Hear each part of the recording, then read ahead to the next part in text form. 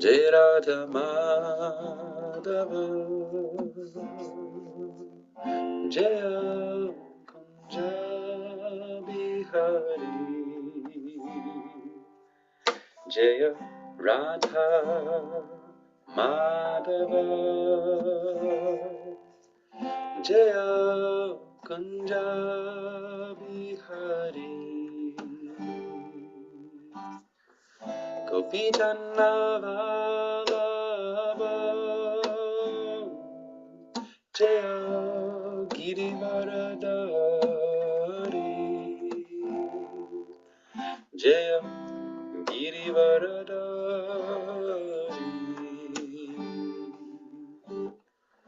Gopi Janna Vallabha Jaya Girivaradari Jaya Jaya Girivaradari Jaya Yashodanandana Jaya Braja Janaranjana Jaya Yashodanandana Jaya Braja Janaranjana Yamuna Tiravanachari Jaya Kunja Bihari Jaya Kunja Bihari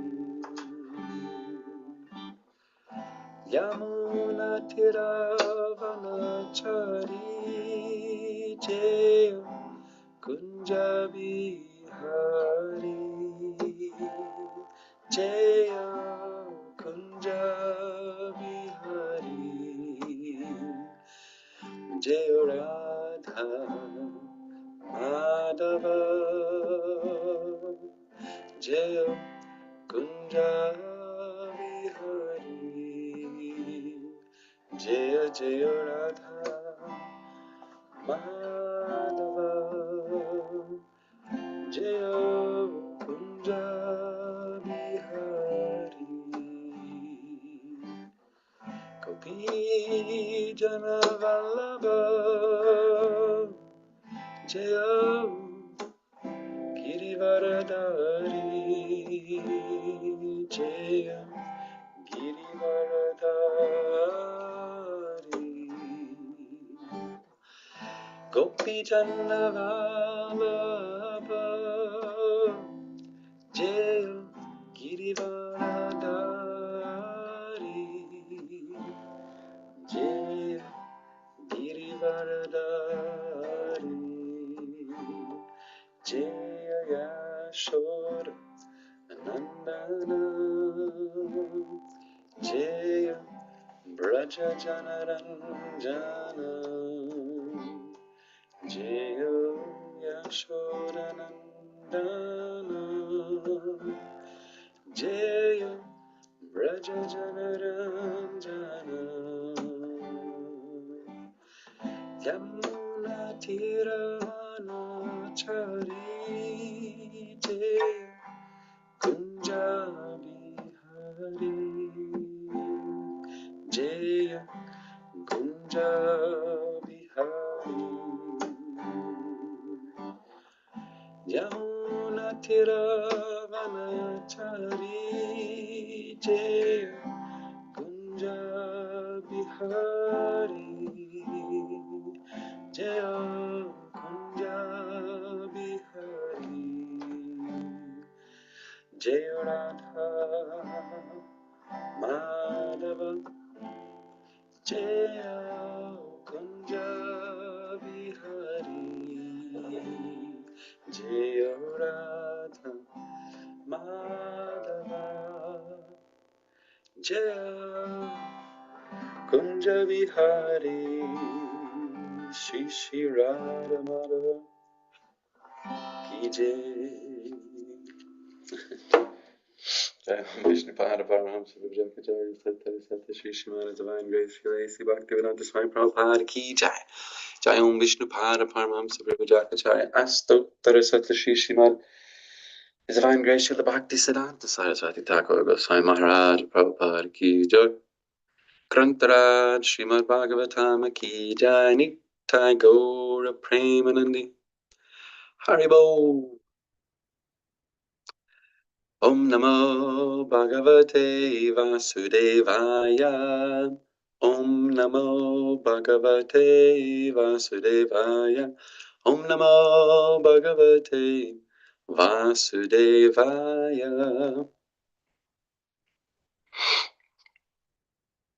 Reading from the Srimad Bhagavatam, 7th Canto, Chapter 3. Hiranyakashipu's plan to become immortal. Spoiler alert, didn't work. Tune in for all the juicy details in the next chapter. Text number 37 and 38.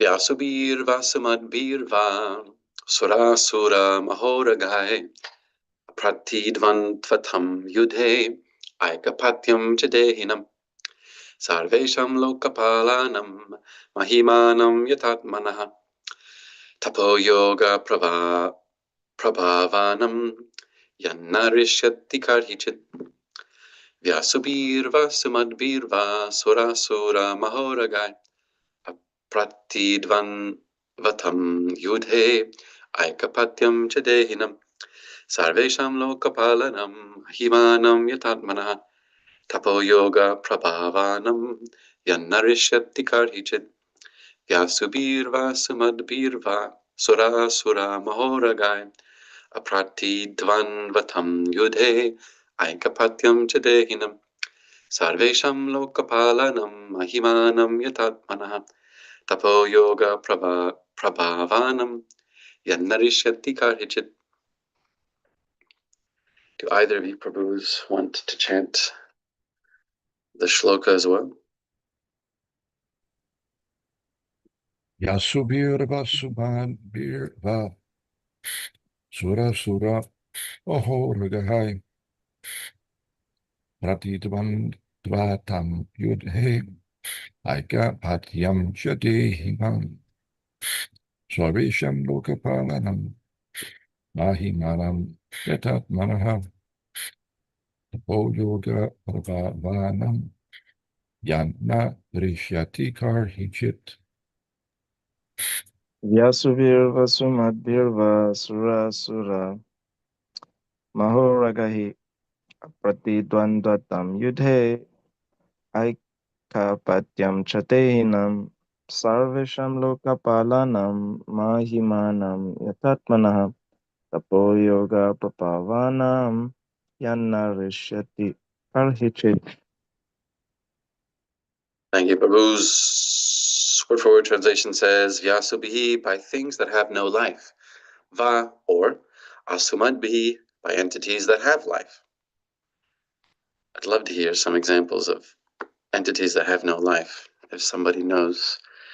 Va or Sura by the demigods, Asura the demons, Maha Ura Gahai by the great serpents who live on the lower planets, Apratidvan Vatam without a rival, Yudhe in battle, Aikapatyam supremacy, Cha and Dehinam over those who have material bodies, Sarvesham of all, Lokapalanam the predominating deities of all planets, Mahimanam the glory, Yata just as, Atmanaha of yourself, Tapa Yoga Prabhavanam of those whose power is obtained by austerities and the practice of mystic yoga. Yet which never, Rishyati is destroyed, Karhichit at any time. Translation and purport by His Divine Grace, Srila A.C. Bhaktivedanta Swami Prabhupada. Hiranyakashipu, finalizing his requests, wrapping up his long list of desires by saying, Grant me that I not meet death from any entity, living or non-living. Grant me further that I not be killed by any demigod or demon, or by any great snake from the lower planets. Since no one can kill you in the battlefield, you have no competitor. Therefore, grant me the benediction that I too may have no rival. Give me sole lordship over all the living entities and presiding deities, and give me all the glories obtained by that position. Furthermore, give me all the mystic powers attained by long austerities and the practice of yoga, for these cannot be lost at any time. Purport. Lord Brahma obtained his supreme position due to long austerities and penances, mystic yoga, meditation, and so on. Hiranyakashipu wanted a similar position. The ordinary powers achieved by mystic yoga, austerities, and other processes are sometimes vanquished, but the powers obtained by the mercy of the Lord are never vanquished. Hiranyakashipu therefore wanted a benediction that would never be vanquished. Thus end the Bhaktivedanta purports of the 7th canto, 3rd chapter of the Srimad Bhagavatam, entitled Hiranyakashipu's Plan to Become Immortal. Srila Prabhupada Ki Jai. Om Jnana-timirandasya Gyananjana Shalakaya Chakshurun Militam Yena Tasmai Shri Gurave Namaha Shri Chaitanya Manobhishtam Stapitam Yena Bhutale Swayam Rupa Kadamahyam Tarati Swaparantikam Vandeham Shri Guru Shri Yuta Parakamalam Shri Gurun Vaishnavamscha Shri Rupam Sagrajatam Sahagana Raghunatanvitam Tam Sajivam Sadvaitam Savadutam Parijana Sahitam Krishna Chaitanya Devam Shri Radha Krishna Paran Sahagana Lalita Shri Vishakanvitamscha Hey Krishna Karuna Sindhu Dinabandhu Jagatpate Gopesha Gopika Kanta Radha Kanta Namostute Tapta Kanchana Gaurangi Radhe Vrindavaneshwari Varishabhanu Sutta Devi Pranamami Hari Priye Avanchakapatarubhyascha Kripa Sindhubhya Eva Cha Patitanam Pavanebhyo Vaishnavebhyo Namo Namah. Jaya Shri Krishna Chaitanya Prabhu Nityananda Shri Advaita Gadadhara Shivasari Gaura Bhakta Vrinda Hare Krishna Krishna Krishna Hare Hare Hare Rama Rama Rama Hare Hare. Jai. So today we're hearing the conclusion of Hiranyakashipu's desires to become immortal. The fruit of his long practice of yoga and austerity is hinted at by Srila Prabhupada as being probably vanquished. He says, the ordinary powers achieved by mystic yoga, austerities, and other processes are sometimes vanquished. Those are ordinary powers by which one might get some of the things that Hiranyakashipu is talking about here. Indestructibility, lordship over living entities and presiding deities, all the glories obtained by that position. It would be so nice to be so glorious. But this is all considered ordinary, according to Srila Prabhupada in the purport. So ordinary. In fact, it's so ordinary that literally every living entity is doing it. I shouldn't say every. There are some great souls who exist in this world, but only to deliver the fallen. But for generally everybody else, we're not much different from Hiranyakashipu. He's not special. He's not great, except that he recognized that there's a certain order in this universe. There's a certain systematic process by which one can attain significant power, and that you have to play the game. In that sense, he's got a lot more faith and piety than many living entities in this world. But still, at the root, his desire is ordinary. Extraordinary power is described by Srila Prabhupada as those obtained by the mercy of the Lord and never vanquished.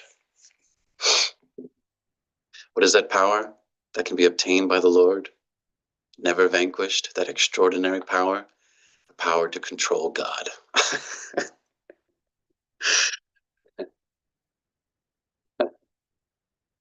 As is described in the Dhammadarashtakam, Krishna is becoming controlled by Mother Yashoda. He wants to be bound up by her love. He can't be bound by anything else of this world, but by the love of Mother Yashoda. So this is extraordinary power. Hiranyakashipu maybe at some point had heard something of Krishna's quality of being controlled by his devotees, but he wasn't interested. We can only speculate as to who his motivations were, but he ended up being quite ordinary. At least on the superficial level, of course, we know the backstory that as Jaya and Vijaya, they are great devotees. It's very special to have the opportunity to serve the Lord by fulfilling his desire for chivalrous rasa and fighting. Still, on the surface level, even if one has lordship over all living entities and all of the glories obtained by that position, according to Srila Prabhupada, this is very ordinary. So let's look in our heart and find the little Hiranyakashipu there and sort this out. In the Bhagavad Gita, chapter 16, text somewhere in the middle, Krishna says, describing the demoniac mentality, Ishvaroham aham bhogi, siddhaham balavan sukhi. I'll finally be happy. my happiness will finally come when I control. I'm the controller. I am the enjoyer. And I am perfect. Ishvaro aham bhogi, siddhaham, and balavan api, balavan sukhi. When I possess all strength, that's my happiness. This is very ordinary. It sounds incredible if you say it out loud like that, and you can make your arms in some sort of flexing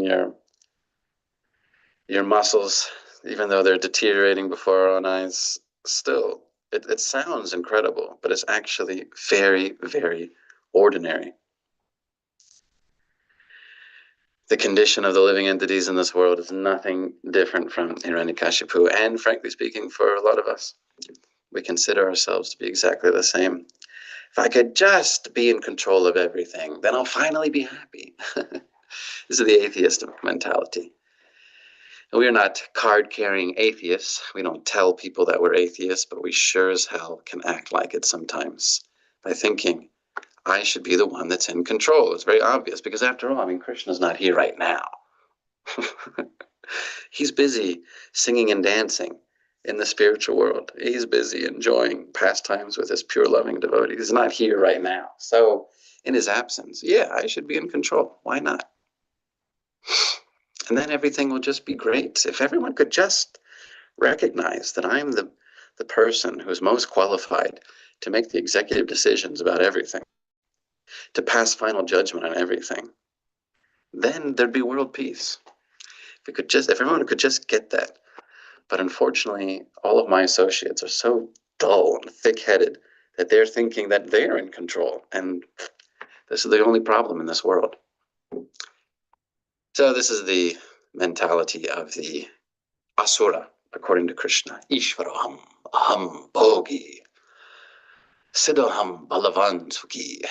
If we can remind ourselves of our ordinary mantra.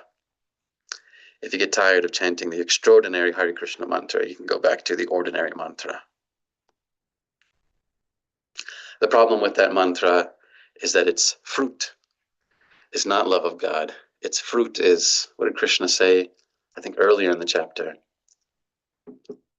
Asha pasha shatayar badha. The result of this mantra is one becomes bound in a network of hopes and longings. Asha pasha shatayar badha. Sorry, I'm going to look it up. Asha Pasha Shatayar Bada. Does anyone know that verse? It's a good one. Asha Pasha Shatayar Bada Kama Krodha Parayanaha Ihante Kama Bhogartham Anyanyenartha Sanchayan. Bound by a network of hundreds of thousands of desires and absorbed in lust and anger, they secure money by illegal means for sense gratification. There's Krishna describing those demons who have made as their prime necessity the gratification of the senses. Thus, until the end of life, their anxiety is immeasurable. This is all self-evident. I mean, Krishna said it so explicitly clear. But it's all self-evident by our own experience and by observation of the world around us. That's the real fruit of this demoniac mentality, this Ishvara mentality. Until the end of life, immeasurable anxiety. My God, Asha Pasha Shatayar Bada, a network of unlimited hopes and longings. Asha Pasha Shatayar, it's really nice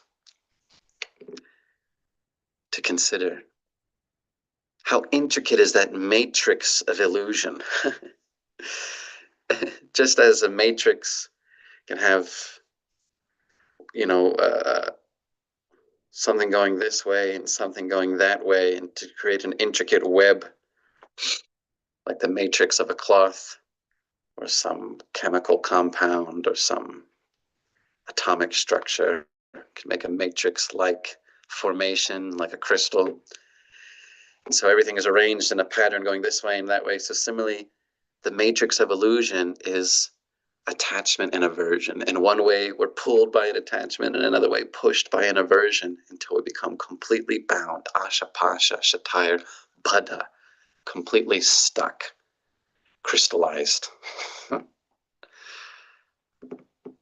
This is self-evident. It doesn't require a lot of elaboration, because a large part of our own experience is just that. So that's the fruit. That's the fruit of the Asuric mantra. Ishvaroham, aham bhogi. I should be in control. I should be enjoying. According to Srila Prabhupada, this is just ordinary. Now, dear devotees, I think that we are not satisfied with being ordinary. That's why we've become somewhat Krishna conscious. That's why we've associated with the devotees and made allegiance with Krishna's enterprises. And so we want that extraordinary power that can be obtained by the mercy of the Lord and never vanquished. That extraordinary power is simply Krishna consciousness, prema bhakti, by which even Krishna can become controlled. He doesn't give out prema bhakti very easily, because he's controlled by it, like Mother Yashoda. Giving out wealth and opulence, some sovereignty over a few living entities, this ordinary stuff, people get as the result of their karma. Giving out some benedictions and blessings by which one may attain some good wife or husband, or some good career, or some better position in the next life. This stuff is so easy, so ordinary, that Krishna deputes it to the demigods. No big deal. You guys can handle all of that ordinary run-of-the-mill stuff, as in the case of Brahma blessing Hiranyakashipu. But the extraordinary power is only obtained from Krishna, and only for those devotees who are really very, very special, because that extraordinary power, prema bhakti, can control even Krishna. So he doesn't give it out so easily. It's not a simple thing. We can have sadhana bhakti by the grace of the devotees and the Lord, whereby we can practice using our body and mind in the service of the Lord, and that's very special. And as a result of that sadhana bhakti, if it is performed dutifully and faithfully, the awakening of ecstatic love manifests. This is called bhava bhakti, whereby one actually wants to do devotional service. In the stage of sadhana bhakti, one is doing it just because they're told to. They recognize the importance of acting in a way that pleases the Lord. It's conducive to their own liberation. Sadhana bhakti, they might not have a lot of strong feeling, but they're doing it out of intelligence. But bhava bhakti is when one experiences ecstasy, one actually wants to do devotional service. Oh my God, what service can I do next? It's all just so ecstatic. Got to get more. Make plans for it, contemplate it, meditate upon it until it becomes my bhava, my whole being. But even beyond this ecstatic state of bhava bhakti, when one is thinking, wow, this is so wonderful to serve Krishna, there is prema bhakti, where one only thinks of Krishna. Prema bhakti, pure love of God, is so powerful that the Lord becomes controlled by it. Now, this is extraordinary power that's never vanquished. Krishna becomes controlled by that love, as in the case of Mother Yashoda. Krishna, he runs faster than the speed of the mind. He runs faster than anything that can be measured. And yet somehow he's caught from behind by her who ran after him with greater speed. How is that possible? Except that Krishna desires to be caught by Mother Yashoda. And he's really crying. He's really crying. He's really in fear. The Madhuri Kadambini explains that in Vrindavan, Krishna's really feeling fear of Mother Yashoda and the stick that she has in her hand. He's not faking it. Outside of Vrindavan, according to Madhuri Kadambini, Krishna, he's enjoying playing a certain role. He's not afraid of Jarasandha. He's not afraid of Shishupala or any of the petty demons that are out there that he fights. He's just setting the example of Dharma in Dvarka and Mathura. He's laying down the prime example of how one should act according to Dharma. He's performing pastimes that the devotees can worship and appreciate and revere. But in Vrindavan, Krishna's feelings of separation from Srimati Radharani, his joking with the cowherd boys, that's all very real. And even his fear of Mother Yashoda is all very real. He's enjoying being completely absorbed in that mood. He's allowing himself to be controlled by those devotees and their moods. We should recognize this is extraordinary. Even Queen Kunti, she knew about it, and she had that some sense of how incredible that Vrindavan Bhava is. And in her prayers to Krishna, as we read in the 8th chapter of the 1st canto, she remembers this Damodar Leela and says, Mother Yashoda bound you up, and you were really fearful of this. So Krishna wants to enjoy that fear as well of running away from Mother Yashoda. He wants to enjoy the chastisement of Radharani and her girlfriends. He wants to enjoy the jealous anger of Radharani and Chandravali. He really enjoys that, getting right into the middle of it. But he'll only do that with those devotees who have pure love, prema bhakti, who are simply concerned with pleasing Krishna, no concern for their own pleasure or ecstasy. That's the difference between the prema bhakti stage and the bhava bhakti stage. So it is something extraordinary that we meditate on during the Kartik month and the Damodar Leela.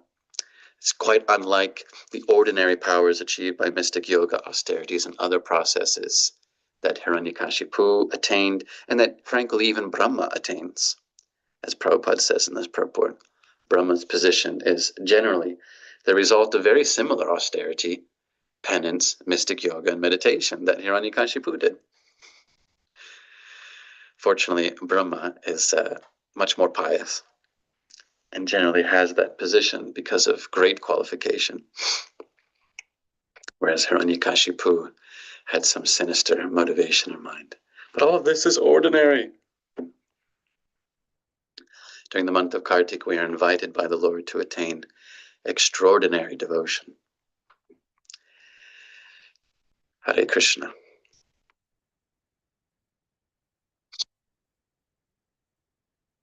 Assume we're still supposed to finish early, or But I did want to say something about the appearance day of Vasudeva Ghosh, if that's all right.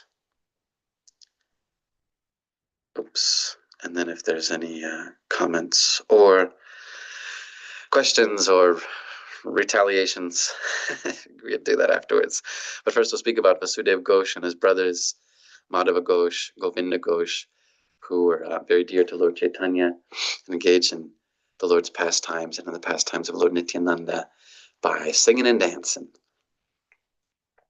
But especially, there's some description here of their form in Vrindavan, how they are, hold on, where was it? Excuse me, my allergies. Where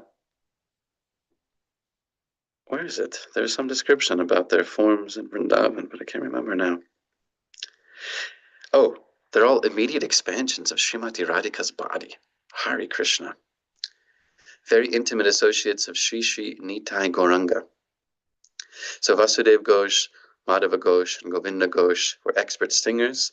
Sri Nityananda Prabhu himself would dance as they sang.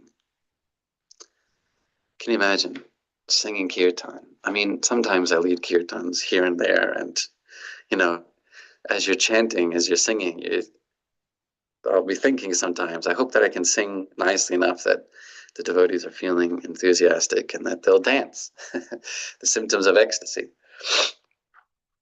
But it's not always possible. So there are some who are adamant about not dancing. but the singing of Vasudeva Ghosh, Madhava Ghosh, and Govinda Ghosh is just so saturated with bhakti that even Nityananda Prabhu would dance as they sang. Just could not resist.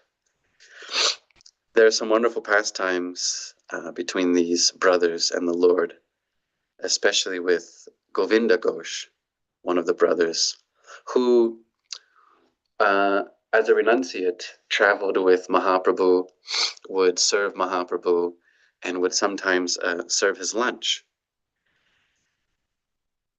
One day after Sri Chaitanya Mahaprabhu had his lunch, his noon meal, he stuck out his hand and requested haritaki. Haritaki is a fruit. For those of you who practice Ayurveda, you know it's one of the essential Ayurvedic medicines. It's very sour and bitter and very good for digestion before or after eating. One of the essential ingredients in Triphala, the mixture of 3 herbs, which can improve your digestion and cleanse out your guts. So Mahaprabhu held out his hand requesting haritaki. And so Govinda Ghosh ran into the village where they were and approached the householders and begged for some charity in the form of haritaki and gave it to the Lord, excuse me. And then the next day also, Sri Chaitanya Mahaprabhu held out his hand requesting the haritaki after lunch, after whatever prasadam they had had. And then Govinda Ghosh immediately put some haritaki into the Lord's hands. Very smart, right? Naturally, any devotee wants to be prepared to serve the desires of the Lord. Just like those of us who've had the good fortune of serving the spiritual master, you know, you prepare. Okay, he probably wants this, so let me just get it ready in advance. Isn't that the quality of a good servant, to know in advance what the beloved wants and to have it ready? But Sri Chaitanya Mahaprabhu was a little displeased. Maybe he was pleased. I don't know if he was displeased or pleased, but he said to Govinda, how is it that you have this haritaki already? He said, yesterday you took a long time to get some haritaki, but today you have it immediately. How is that? And so Govinda Ghosh replied that, well, I kept some from yesterday so that I could give you some today. So Mahaprabhu told him that since you're saving things, you need to become a householder.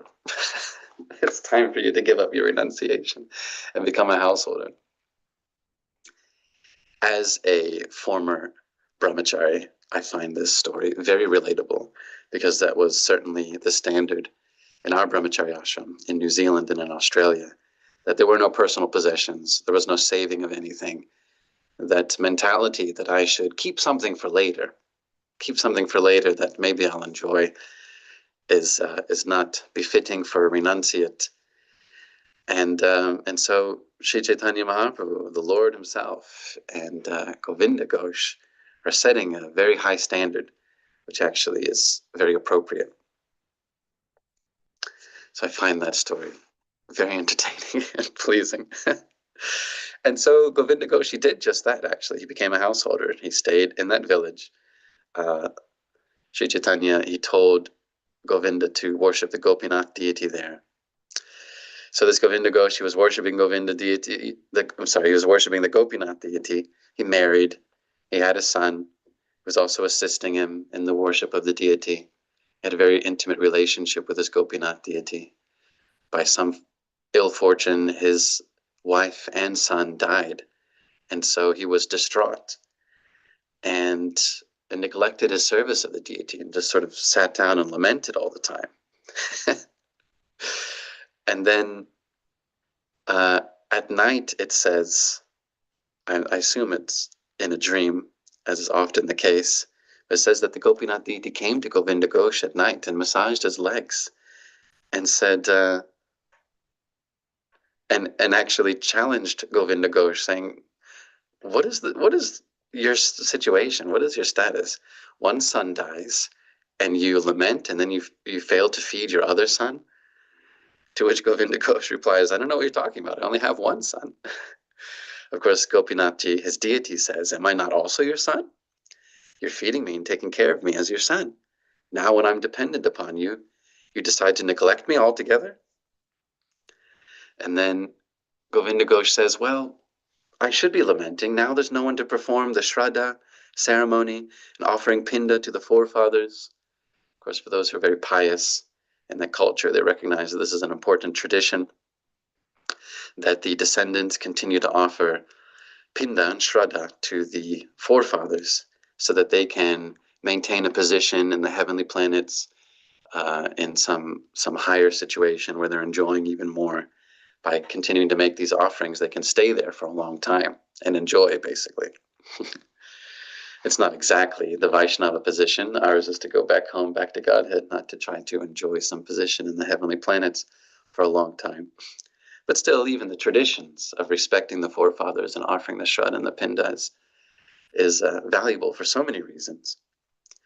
So when Govinda Ghosh lamented, saying, now I don't have a son, no one will do the Shraddha and the Pinda to me or my forefathers. So he says to his deity of Gopinath, will you do that? And Gopinath says, yes, why not? I can do it. So now please give me something to eat. So this is the intimacy that Govinda Ghosh had with his deity. He's very happy, continued to prepare food, and served his own deity like his son. Actually, in this way, the Gopinath deity blessed him with the Vatsalya Rasa. Continued to see this deity as his own son that he takes care of. He had lost his wife and his son, but he had Gopinathji as his son. So this sets a wonderful example for many of us who struggle to have particular varieties of relationships. Sometimes they just don't work out in exactly the way that we want, but the Lord is so kind that he's willing to be the son, to be the child, to be the lover, to be the friend, to be so many things, but only for those who have prema bhakti, extraordinary power to control the Lord. Then he can actually become controlled, just like a son, just like Mother Yashoda controls him, serves him with a stick. It's a special type of bhakti to serve Krishna with a stick. Our service to Krishna is mostly just begging, please, Krishna, please accept this offering. Please, Krishna, I'm begging you, just let me be somehow engaged in your service. When we go before Sri Sri Radha Damodar, that should be our mood. We're probably not at the prema bhakti level, and so we should just be praying, please allow me to engage in your service. Please accept this offering, right? When the pujari is offering the bhog, they're saying, please take this. Please may you be enjoyed by it. I'm here as a representative of my spiritual master. Please, please, please take this offering. But for the pure devotees, like Mother Yashoda, she chants very different mantras. She has a stick in her hand. Krishna, get over here. You've been so naughty, I'm going to punish you. I'm going to tie you up. Krishna loves that even more. So that's extraordinary power. And it is demonstrated all around us. It's demonstrated throughout all of the Shastra that we're reading. It's demonstrated even by great devotees like Srila Prabhupada.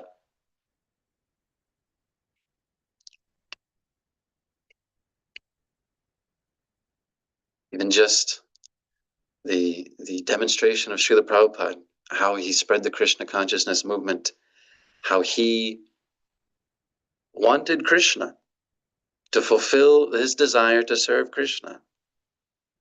The Lord made so many things possible for him. And even sometimes Srila Prabhupada would admit some of the intimacy of his relationship with Krishna, like in his prayers to his request to Lord Nrsingadev to, how should we say, remove some particular obstacle in Krishna's devotional service.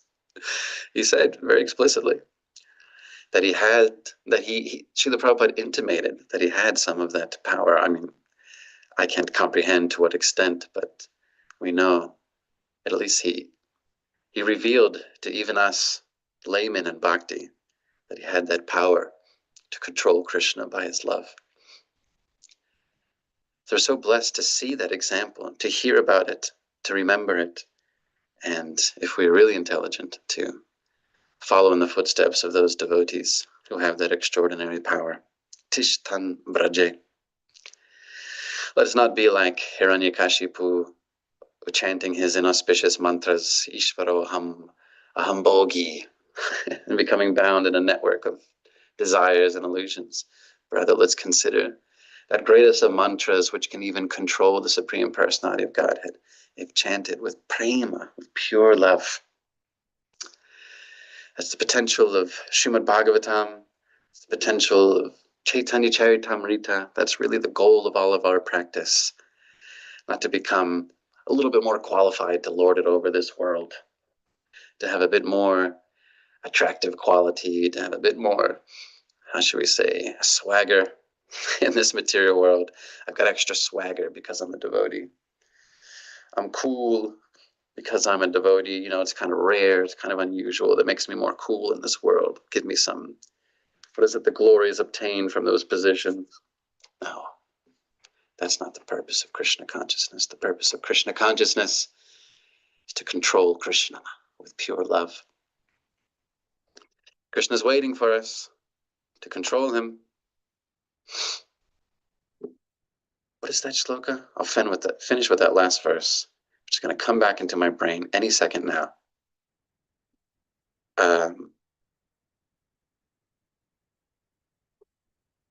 What is that verse? Stane stita shrutigatam tanuvan manobir ye prayasho jita jitopyasi tais trilokyam.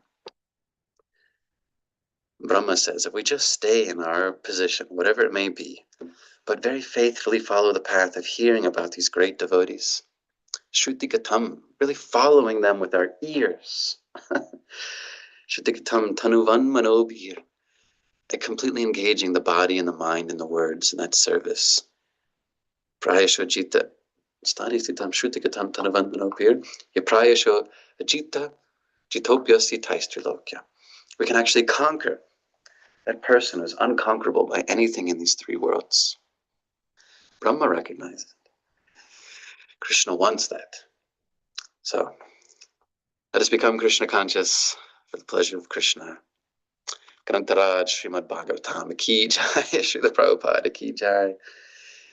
Sri Vasudeva Ghosh, Govinda Ghosh, and Madhava Ghosh ki jai. And really, Gaura Bhaktivinoda ki jai, all the great devotees ki jai. Finish there. Ask if there's any, ask you Prabhus if there's any comments or additions or even a question if you're feeling spicy. Nope. Everybody's fully satisfied.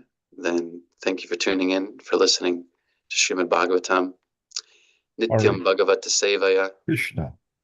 Oh, it's the usual suspects. Taraka Prabhu, Nagari Krishna Prabhu. Thank you, Prabhu, for always being so participatory in Bhagavatam class. Yes, Taraka Prabhu, would you like to say something?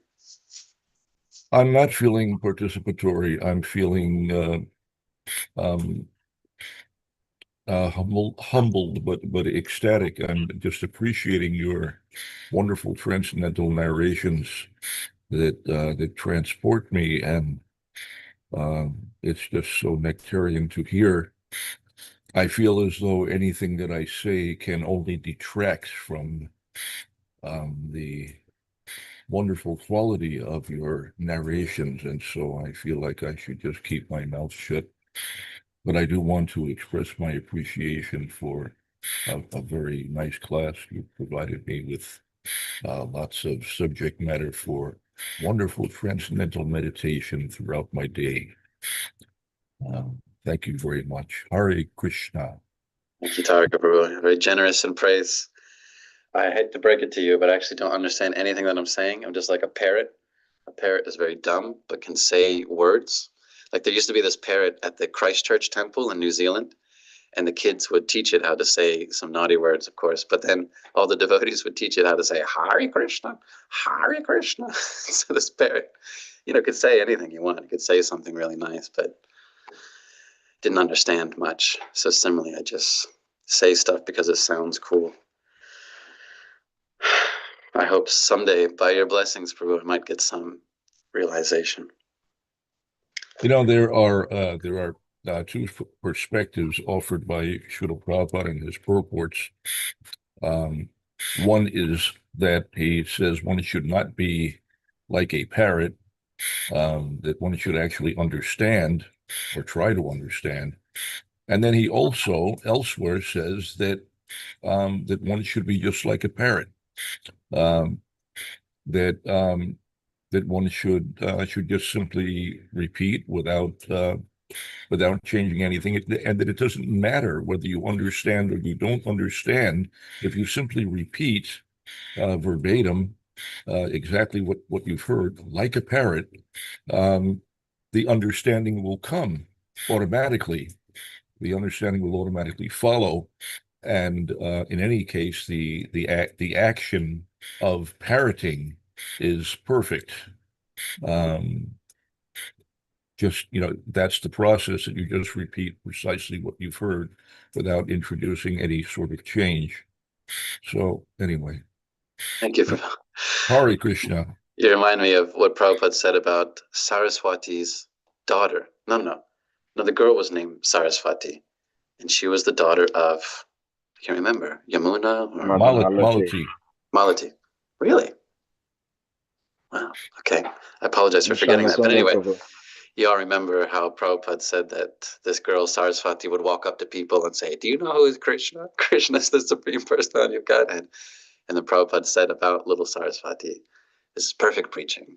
You just repeat what you heard." So there's hope for us. Nagari Krishna Prabhu, thank you for waiting patiently. How may I serve you? Hare Krishna Prabhu. Thank you so much for that very inspirational class. Yesterday, when I was walking into the temple room, and I just caught the tail end of your class, usually the sound of the conch is wonderful, but for the first time, it just sounded like a boo because it was interrupting your discourse, I felt. So but it's Sorry, wonderful to hear you this morning. I lose track of time. Maybe somebody next time can just tap me on the shoulder and say, "Look, you got to wrap it up." Yeah, it just sounded like you're being heckled and they're just booing you, because you're just churning out the nectar. But it was great. Thank you. So my my question relates to under what circumstances can a demigod curse somebody who's requesting a benediction? So we know Prabhupada, he tells the story of um, um, Puna Musika Pava, again become a mouse, after, the mouse became a tiger and then wanted to eat the saintly person. We see also Ganga Devi, she cursed Ambika, or Amba, sorry, because she requested the benediction from her to actually kill her own son, Bhishma Dev. And then in other circumstances, we see like Rakasura, he wants to basically usurp Lord Shiva's position so that he can enjoy his wife. And Lord Shiva doesn't kill him. And also in this case as well, Hiranyakashipu is effectively saying to Brahma, I want your position. And yet Brahma He's isn't implying cursing it, him. isn't he? I want your position. And yet Brahma isn't cursing him. So under what circumstances can a demigod curse somebody requesting a benediction from them? Hare Krishna Prabhu, always coming in with the challenging questions. You remind me of what it was like to give Bhagavatam class in New Dwarka in Los Angeles, because there's all these Prabhupada disciples, and they've all got their laptops, and they're like fact-checking every single thing that you say. If you make anything wrong, they'll say, well, actually, Prabhupada said on July 15th, whatever. It's actually this. It was so hard to give class there. So when you ask questions, I feel a little intimidated as well. My understanding, though, is that not only the demigods, but the great sages, they have as their responsibility the maintenance of cosmic order. And so, even though their general tendency is that they're pious and devoted to the Lord, and the sages are very detached from material existence, still it seems that they act in a very petty way, cursing someone for this thing or for that thing. But my understanding is that, according to their best judgment, they need to reward or punish someone to maintain a cosmic order. And that means a certain fealty to the higher powers. That means a certain, teaching or respect of other living entities.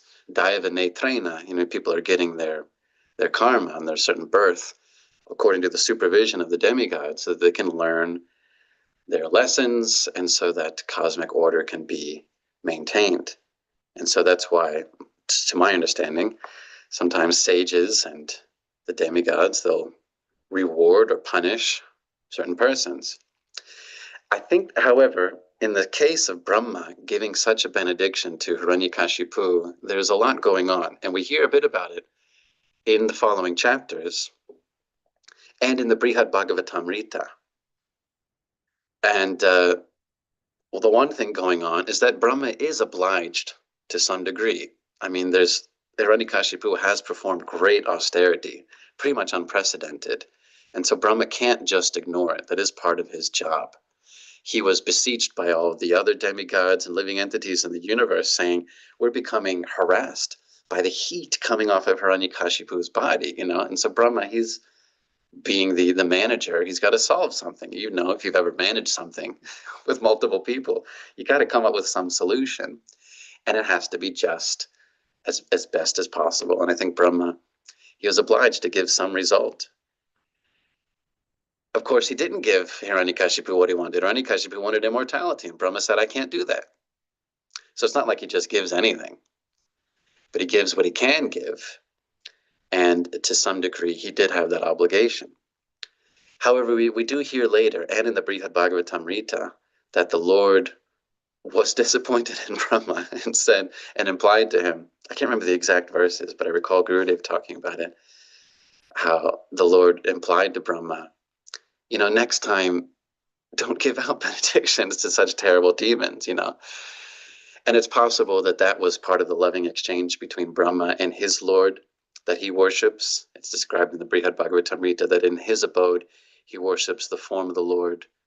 Do you remember? This very powerful form of the Lord with Krishna consciousness. Now it's all slipping from me. Anyway, as part of Narada Muni's journey of finding those devotees who best serve the Lord, he goes to Brahma's abode. And there in Brahma, he's recalling this particular incident and saying that he was chastised by the Lord for giving out benedictions instead of considering whether Hiranyakashipu was qualified to receive it. So I think there's several things going on in this particular case. But generally speaking, the demigods and the sages, they maintain cosmic order, and so to the best of their ability, they have to reward and punish certain persons. Are they always flawless in that? I don't think so. If they're in this material world, then they're also, they can also be bewildered. They can also be subjected to some, or commit some mistake. But still, they have that power. They have that ability to do that, to award or curse, because of some sort of qualification. But that doesn't mean that it'll be flawless every time. That's my limited understanding of super cosmic powers and forces and what they're handing out to everybody. You probably have a lot more insight yourself, because if you're asking the question, that means you're thinking about it, have thought about it. So you please tell me, what is your understanding? No, I don't really have much insight, but I understand what you're saying. It's discretionary, and sometimes it's a good decision, and sometimes it's a bad decision. That's my understanding. I mean, okay, yeah. the demigods are still in this world. They still have some attachments. The sages as well. If they were fully transcendental, they probably wouldn't even be here. But they'd be pure devotees. But great sages sometimes will curse people. And then you have instances like Narada Muni cursing Nalakuvara and Manigriva, Kuvarat Majo, Bhadda.